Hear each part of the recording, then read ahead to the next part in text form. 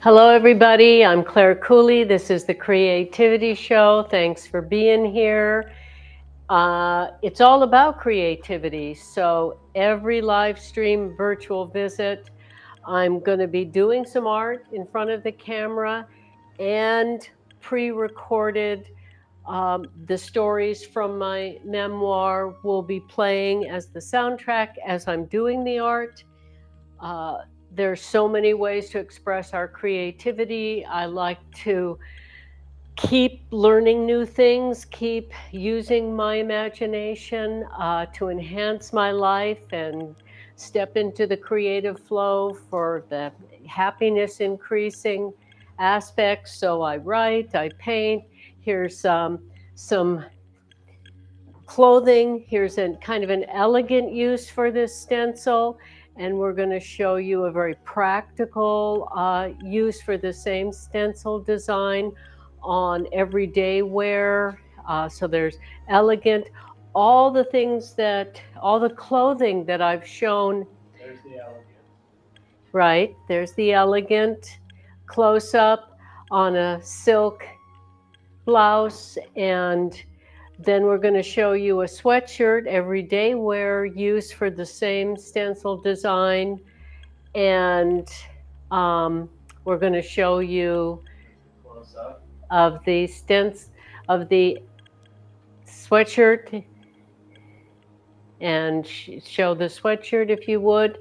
So all the clothes that I'm showing in these live streams, I've gotten either given to me, hand-me-downs from people, or purchases at used stores. So I like to call it fun, fast, frugal ways to create fashion, one-of-a-kind art to wear. There's also fine art, and there's furnishings. There's so many different things we can do with stencils, which is why that's what I'm sharing. Can we show the note cards? Here's the SVGs that are now available, my stencil designs. One of them on the right is printed out, cut a little bit bigger than the one on the left. The SVGs can be cut out any size you choose for any application you want to use them for. So these handmade note cards for any occasion, thank you, graduation, birthday, are a beautiful way to let people know that you're thinking of them. And treasured because they're handmade and very frugal, fast and fun. So let's show some of the art now with the stencil designs. These 4 pieces here are each have a flower stencil design. Here's the one that I've shown, the elegant and the everyday and the cards. So now we're showing you a way to use stencils to create art, one-of-a-kind creations that are really fun and really treasured as gifts or to decorate your own environments. So there's 4 different designs here, and I put these kind of little center mandalas because I felt like it needed that to look like a done piece of art. So there we go on that. And you, Bo, can tell them how they can get the SVGs. Yeah, you can get the SVGs on her Patreon, patreon.com/Claire Cooley. You can get each of them for $3 a pop if you buy them on the computer, or $4.50 if you buy them on your iPhone app, Patreon. Or you get all of them for free if you sign up as a member for just $5 a month with no commitment. Great. And there's, I think, something like 12 or so flowers out now. Almost every live stream, there's a new one that comes out.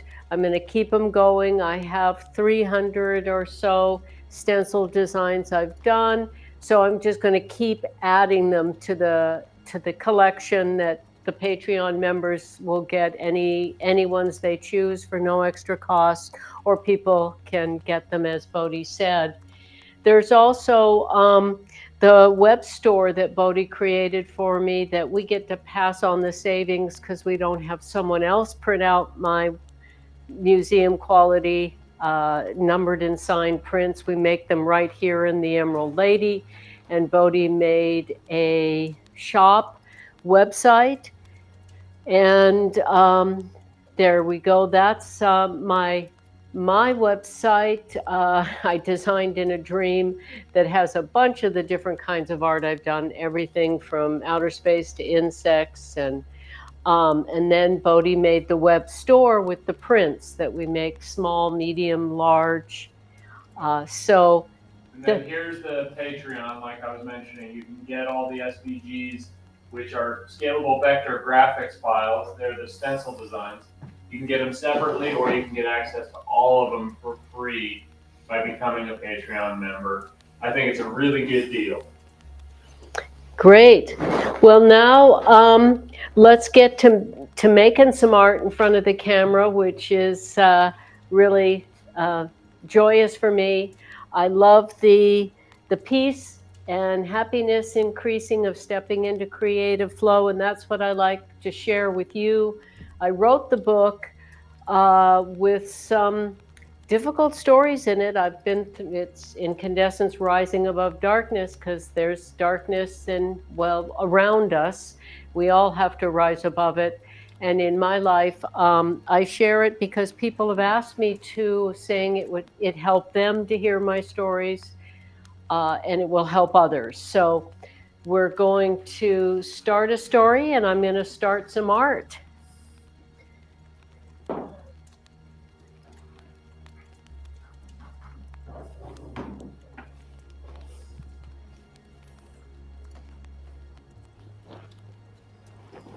Different colored folks in the same cosmos. "Pull over," I yelled when I saw the for rent sign. Sandy replied, "Not in this neighborhood. Stop, please. I'll go in alone, and you can keep looking at the apartments on your list." Sandy dropped me off, and I rang the doorbell. An elderly woman's voice came through the intercom. "Mr. Greenfield will be right out to see you." When Mr. Greenfield saw me through the glass door, his eyes widened, making them look enormous in his thin face. Opening the door without saying a word, he led me down the mustard yellow hall to their apartment, which was full of porcelain animals and dolls in bright synthetic dresses. It smelled of bacon. Mrs. Greenfield called out, "Bring her in here." Mr. Greenfield pointed to the bedroom. I thanked him and went in. Mrs. Greenfield was tiny in her huge forest green bed. She was clearly in charge, and after she looked me up and down, she nodded to Mr. Greenfield, indicating it was all right to show me the apartment. He took me up to the top floor. The apartment was in the back of the building, away from the street noise. The 2 bedrooms had a view of a wild hillside covered with purple nightshade and golden poppies. The hardwood floors had just been redone, and the walls were newly painted. It was immaculate, and I immediately felt at home. We went back to Mrs. Greenfield, and she invited me to sit on her bed. We talked and laughed for over an hour about her peculiar poodle, and how I made my own clothes, and about the foods we liked to eat. Finally, when I told her I wanted the apartment, she looked at me seriously and said, "I hope you don't mind. We're all colored folks here. You would be the first white person to live in this building.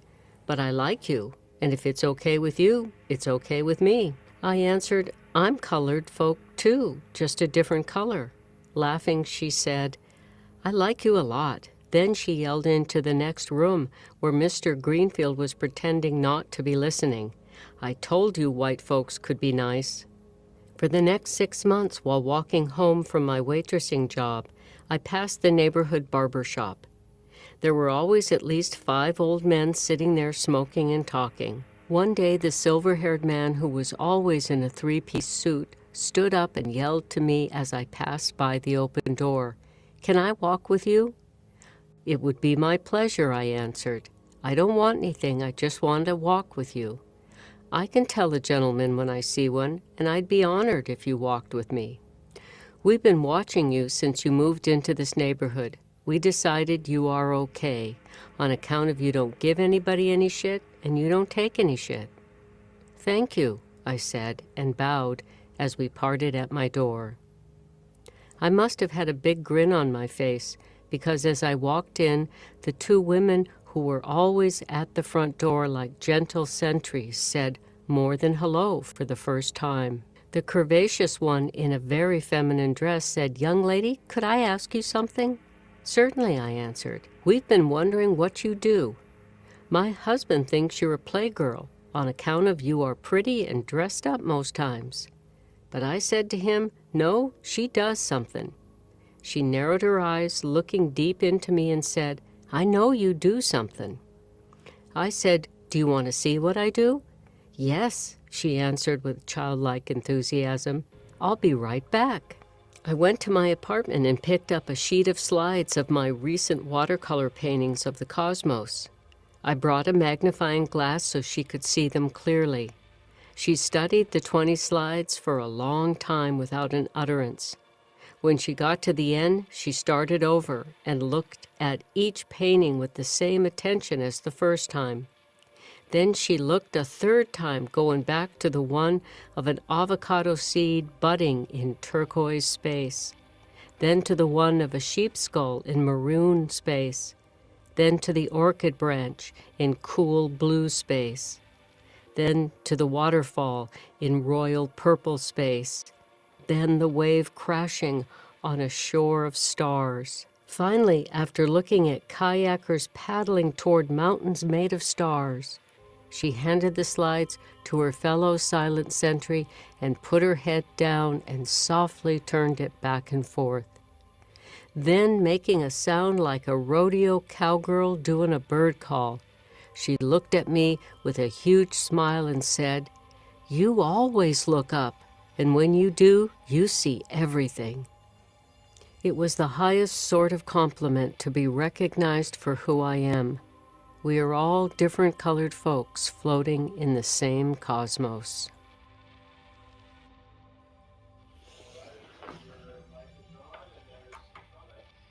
All right. I hear the Tibetan bell, which means there's a comment, so I love hearing them.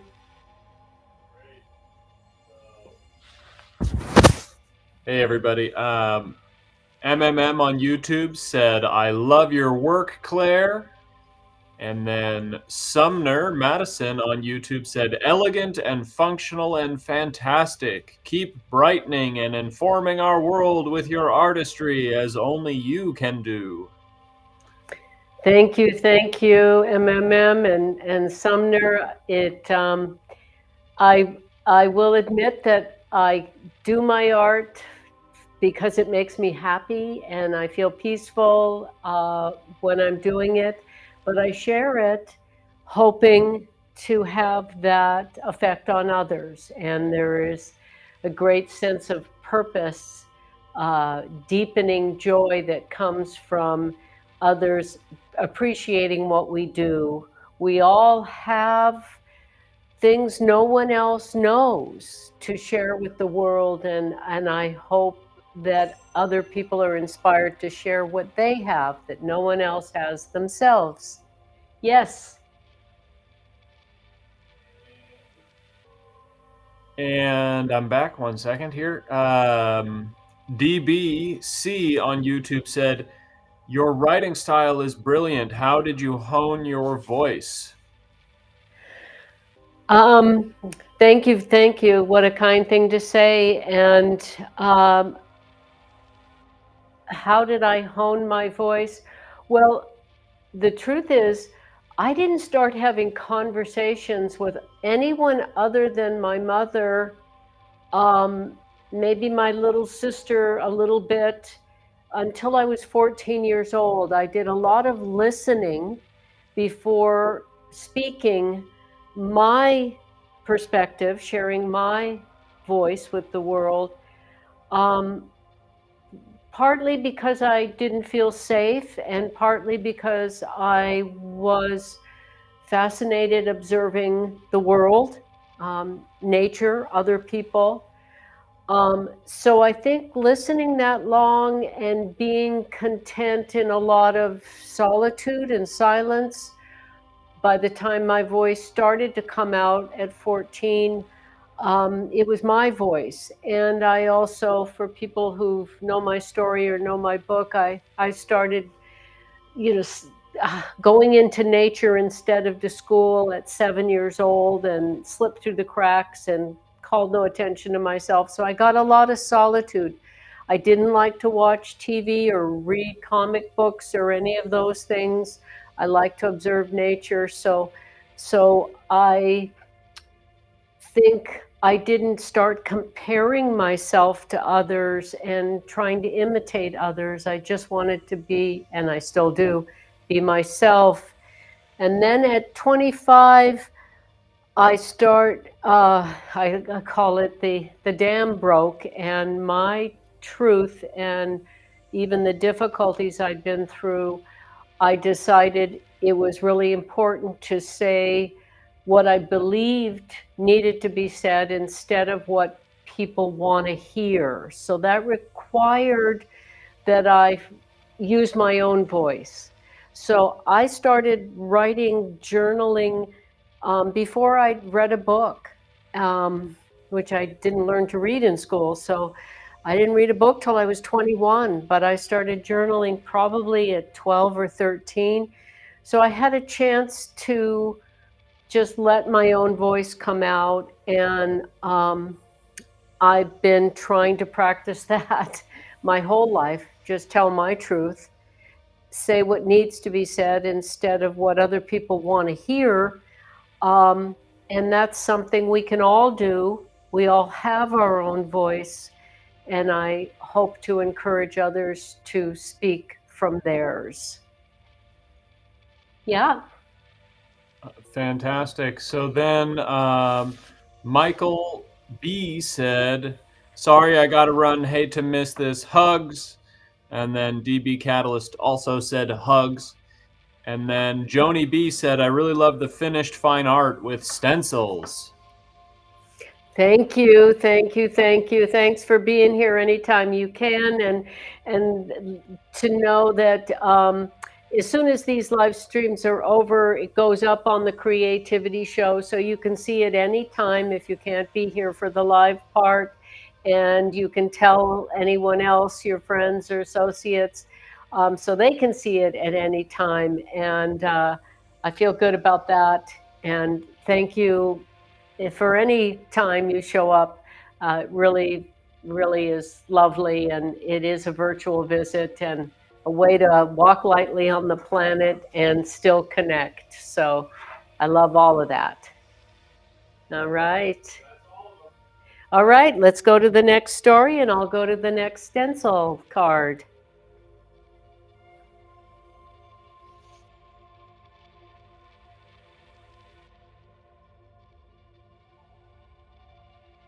The Articulate Bag Lady and the Elegant Primitive. It never stopped making her laugh when I called my mother the Articulate Bag Lady, which came from her extensive classical education combined with her humility and lack of vanity. I love that she named me the Elegant Primitive, describing my self-taught aesthetic style. I was a typical lost teenager in an atypical life, when at 14 years old I proclaimed, I want to be perfect. In her gentle voice, my mother responded, that's nice, dear. And looking deeply into my eyes, she continued, as long as you enjoy the journey, since no one ever gets there. She had a way of speaking the harsh truth in a reassuring manner. Accept your imperfections as perfect, dear. My mother's words were reassuring and motivating. I did not know what to do with my life, so I asked the wisest person I knew, where do I fit into this world? My mother answered with calm confidence, you are a visionary, dear. My youthful lack of understanding snapped back sarcastically, oh great, that will look fabulous on a resume. They will be lining up to hire me. You will find your way. You always do. I know what a baker and a cobbler do, But what does a visionary do? Well, dear, some people see things as they were, some as they are, but some, like you, see how they could be. Though I felt no clearer about my direction in life, I felt better about my confusion. My insecurity about where I belong in this complex world has gone through many transformations. No longer do I wonder who I am or why. I am an artist who observes and portrays observations. However, where I fit in may always remain elusive because of the lack of value placed on artists, visionaries, and free thinkers. The world needs all different sorts to contribute to be whole. The more diversity there is, the healthier any environment and the world will be. The cobblers, painters, nurses, dancers, bakers, spiritual teachers, librarians, artists, plumbers, and visionaries are equally necessary. My mother's education was impeccable.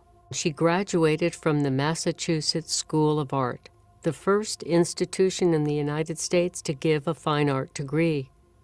She was also visionary and spent most of her youth in books, accumulating tremendous knowledge, perspective, and humility.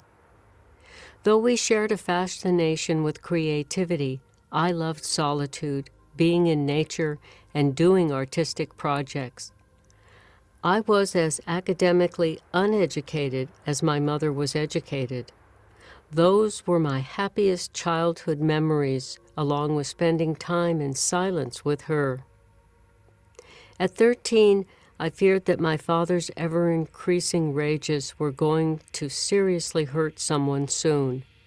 So I mustered up the courage to say, "Dad, you are not happy. Perhaps you could be happy if you lived somewhere else."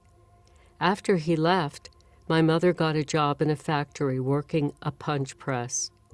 Before they married, my father told my mother he was sterile. She was pleased with this because she did not believe she had the physical strength to be a mother.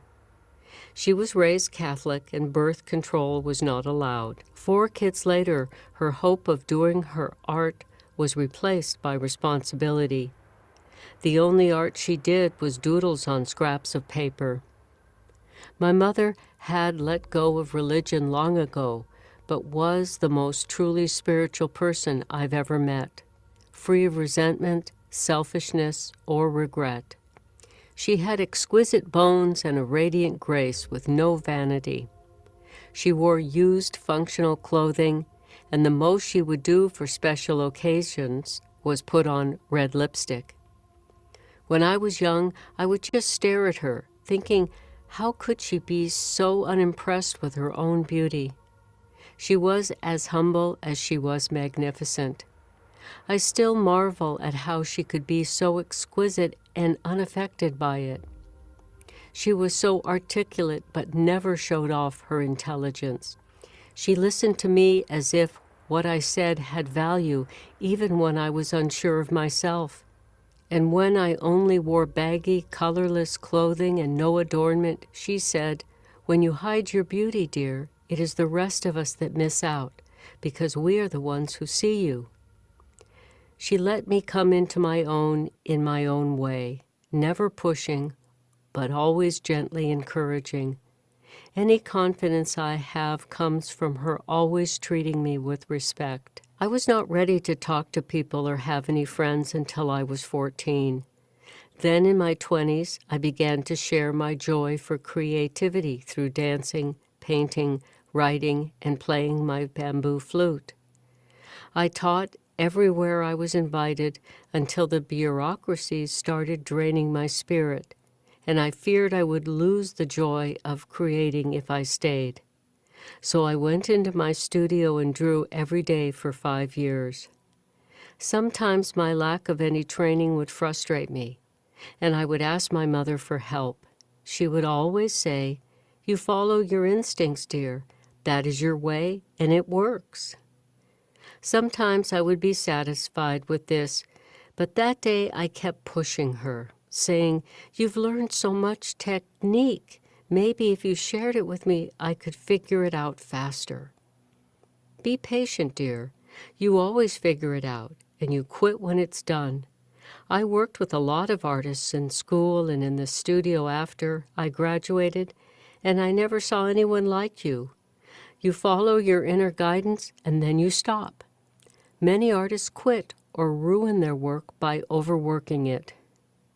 Still, I was not satisfied with her answer, so I got more insistent, saying, I'm stuck with this, and I can't figure out what is wrong with it. What is wrong with it technically?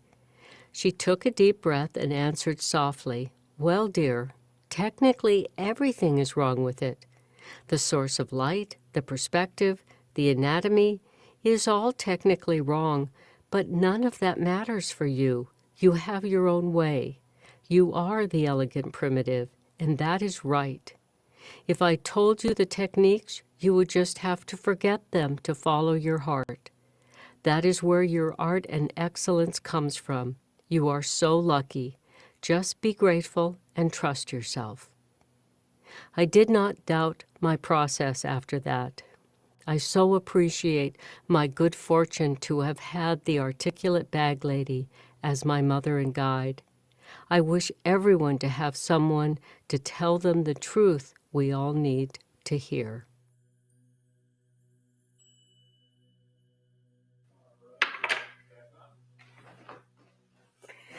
All right. I love hearing my mother's voice. She's been out of her body for many years, but her voice in my heart, in my head, is no less profound, no less present than when she was alive.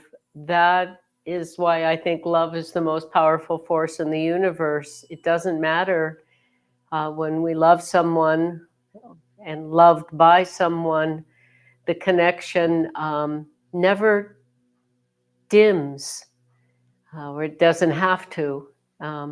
I can consult her anytime I need to, which is often, regularly. So I hope anyone that you're missing, have lost in life, you know you're still connected to. Yes, I hear the Tibetan bell. And there's a comment on YouTube from DBC. Love the vibrant colors. What is your favorite color? Wow, my favorite color changes, but I really love lavender. It's even saying the color lavender is lovely, and I just love lavender. But I also love rose. I love mauve. I love soft pink. I love baby blue. I love cobalt blue. I don't know that there's a color. There are colors I don't love, and my favorite color changes. But the colors I don't love are often the colors that companies make to paint houses, and I call them unnameable colors. We all know, we've seen houses or trims on houses like, what color is that? Is that gray or green or purple or all of them mixed together? And it just looks kind of unnatural. So if the color isn't in nature anywhere, chances are that it's not a color that I'm going to love. So there we go. And thank you for your compliment about the vibrant colors. I love mixing colors, and I don't like to waste anything. So once I start a color, I add another little bit of pigment to it to try to use it for the next flower or stem. So and that helps it be a surprise for me, because I'm not controlling it. I'm going with the flow. I started with that, and I'll add a little of this and see what happens, and use it when it's a pleasing shade. All right? Great. That's, I think, all the comments. So if you're ready to read the next one. Yes, I think we have one more story today, so let's go for that while I finish this up. All righty. It'll begin in a moment.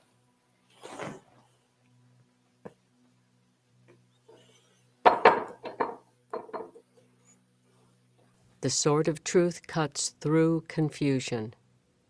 As I called my stepsister, I knew she had to come see me, but I had no idea why. Neither of us questioned it when I said, "You have to come see me now. Leave your son with his father and go to the train station. I will not get off the phone until you promise you will." Hours later, she was at my front door. I opened the door and said, "Come in and sit down." I spoke as I paced the room. I just met a woman, and within minutes we were sharing our experiences of having been raped. It amazes me how we can be such a powerful healing force in each other's lives by simply telling the truth. As I sat down, my stepsister said, "I have something to tell you." The seriousness of her tone was unmistakable.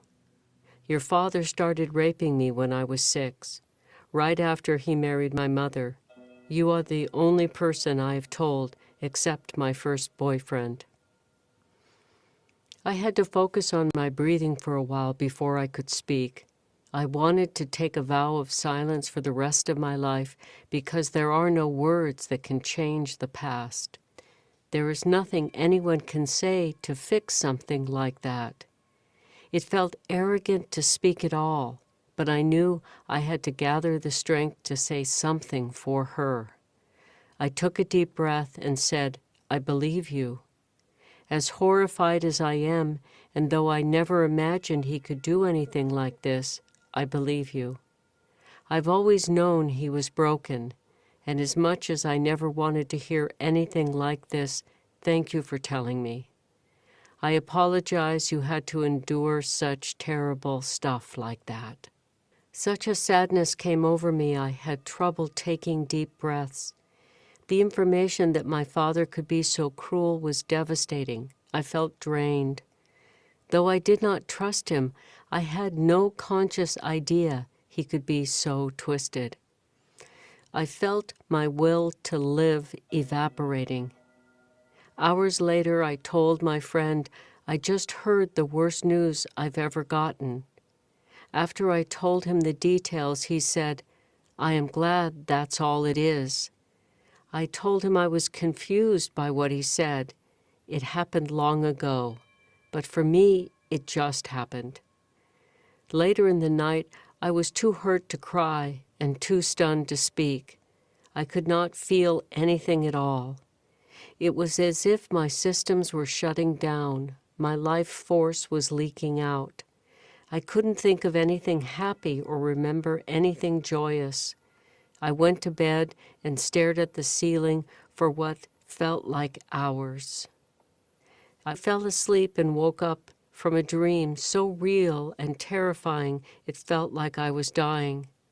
Too weak to stand up, I felt if I did not force myself to move, I could just stop breathing altogether. Pulling myself out of bed took every ounce of my strength and will. I crawled on my hands and knees to the shower, where I strained to reach up and turn on the water. I sat on the tile floor with the cold water hitting me, but I could barely feel it as the temperature went from cold to hot. As I recalled my dream, I felt my fear levels increase. I didn't want to think about it, but I could not shut it out. It became clear I had to face it. I said out loud to myself, "You can understand it. It is your dream." Recalling it from the beginning in detail gave me something to focus on. The dream began with me descending concrete stairs into an underground space. There were 3 young women in silver dresses at the bottom of the many levels of stairs. They were dangling their bare feet in an underground pool of water, unaware of the danger that only I could feel approaching. Then I saw an older man coming down the stairs. As he passed an axe on the wall, he took it down. Everything in this subterranean world was gray or silver, except the red handle of the axe. He picked up his pace as he continued down the stairs. I knew he meant to chop up the girls in the silver dresses, and I saw their red blood running into the water in my mind. I knew I had to get them out of there silently, without letting them know the danger was near. If they panicked, they would give our whereabouts away. 2 older women in the next concrete room had no awareness of the doom approaching. It was up to me to lead them all out of this lightless underground gray world. As I gathered them all together, I signaled by tiptoeing and putting my finger over my lips to not make a sound. As the man came down the stairs, I showed them where to hide behind a corner as he passed by descending the stairs. The 3 young women and the 2 older women all followed me up until we were out of the subterranean world. I recognized we were safe on a lawn at San Francisco State University. Immediately, I understood the 3 young women were my sisters. The 2 older women were my mother and stepmother, and the man with the axe was my father. I felt strength coming back into my body. In the next breath, I understood for me to recover, I had to face my father. I needed to hear how he could do such a thing. A few months later, he came to San Francisco, and I told him I wanted to see him without mentioning why. Without considering taking a weapon, I went to see him knowing I was going to be honest. Somehow I had no fear, and within minutes I said, "I know what you did. I need to allow you to explain why." My father put his head down and began speaking. I know what I did was wrong, and I would never do it again. But my wife was not interested in intimacy, and her daughter was affectionate, so I fell in love with her. I was not expecting his response, and I was stunned for a while before I could speak. Even if you have talked yourself into believing it was love, just so you and I are clear, there is no way it was anything but a horrific assault of a child. It was abusive and damaging to do what you did to a 6-year-old girl. He did not defend himself. He did not say anything at all. He just stared at the floor until I said, "I am not your judge or therapist. I am your daughter, and I love you no matter what. However, to be in my life, you are going to have to make amends for what you did, and I cannot tell you how." We were both silent for minutes until I said, "You are my father, and I know so little about you. What happened to you? What wounded or confused you to do that to a child? You cannot shock me now. I've already had to hear some of the hardest things a daughter can hear. You have this opportunity to be real and unburden yourself. Tell me what happened to you." He said nothing, but the look on his face of shame and sadness was screaming, but no words came out. I thought perhaps he had covered his secrets with so much shame he could not uncover them anymore. Maybe he understands whatever happened to him cannot justify what he did. I felt enormous compassion for him, and I wanted to help him without minimizing his wrongdoing. Hoping to help him articulate something that might begin some healing, I asked, "You were in the war, but you have never spoken of it. What was it like?" He answered, "Everything was profane."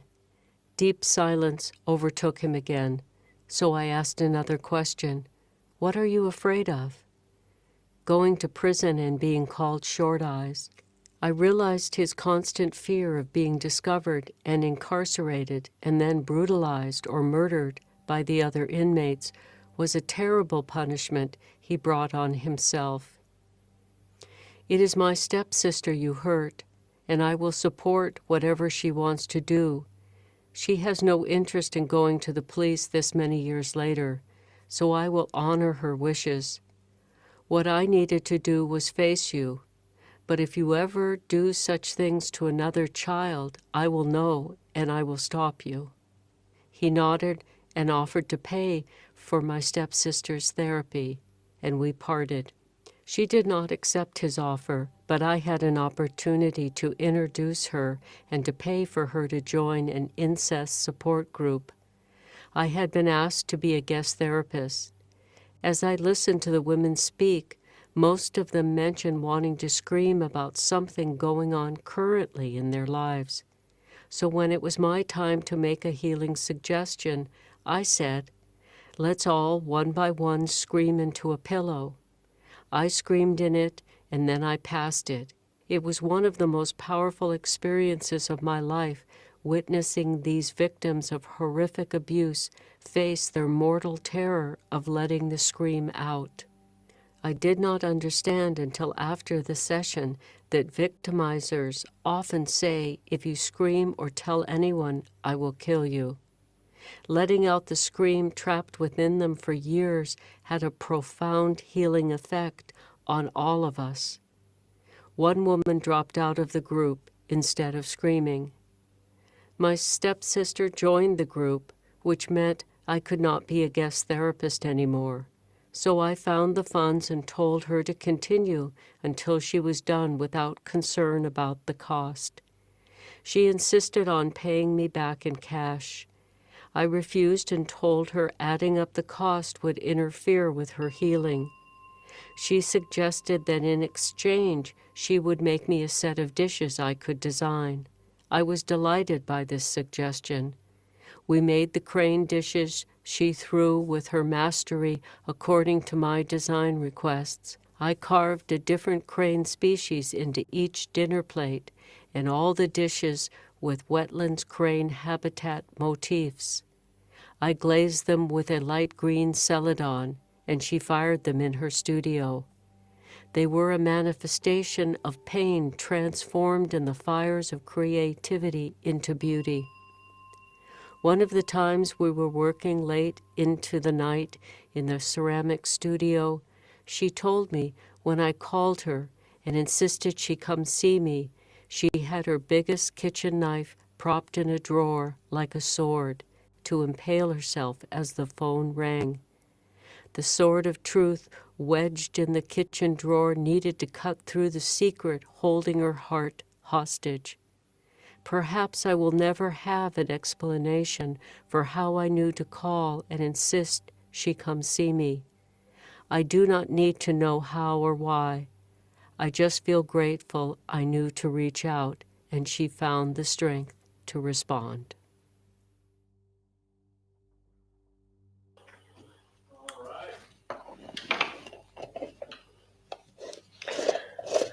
Wow, that, whoa, shoot. I just threw my white paint and we have a big cleanup here, but nobody got hurt.